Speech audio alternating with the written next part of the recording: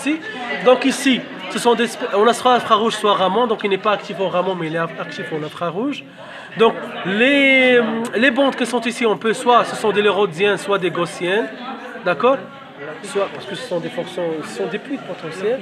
Donc ici c'est l'intensité en unité aléatoire, en unité arbitraire. Et ça ce sont les fréquences.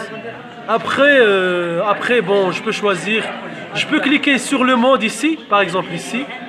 Je peux cliquer sur un mode ici, je peux cliquer sur un mode par exemple ici. D'accord, je peux cliquer ici.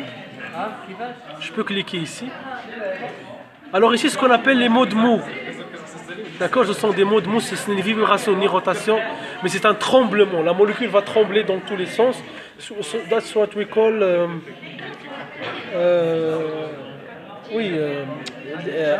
des modes imaginaires, des modes mous qui existent ici lorsque même à t est égal à 0 Kelvin, ces modes vont persister, ce qu'on appelle les modes de vibration imaginaire, et sont dus en fait à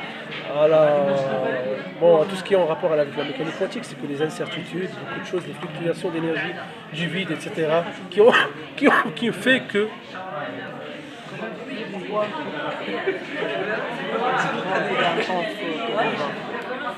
c'est là, Hadi.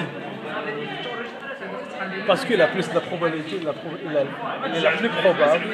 Parce que, s'il vous plaît, intensité est toujours en relation avec la probabilité, la statistique d'avoir la chose.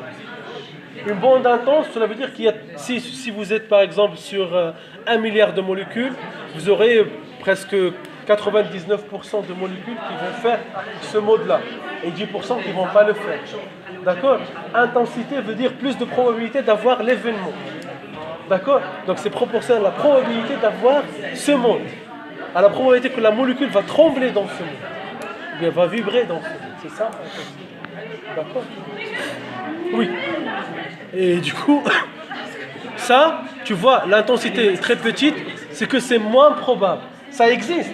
Sur 1 milliard de molécules, tu peux trouver uniquement une ou bien deux qui font ça. D'accord? Mais sur un nombre de modes qui est des milliards et des milliards et des milliards, c'est très très faible de l'avoir. Mais en fait, on va voir ces modes-là qui sont actifs. Parce qu'il y a des modes, on calcule tous les modes de vibration. Mais on a ceux qui sont actifs en infrarouge et ceux qui ne le sont pas. Et ce n'est pas tous les modes calculés qu'on trouve qui sont actifs. D'accord? Ce mode-là, il présente plus de chances d'être actif en infrarouge. Mais en Raman, il n'y a rien. Zéro, niet, la probabilité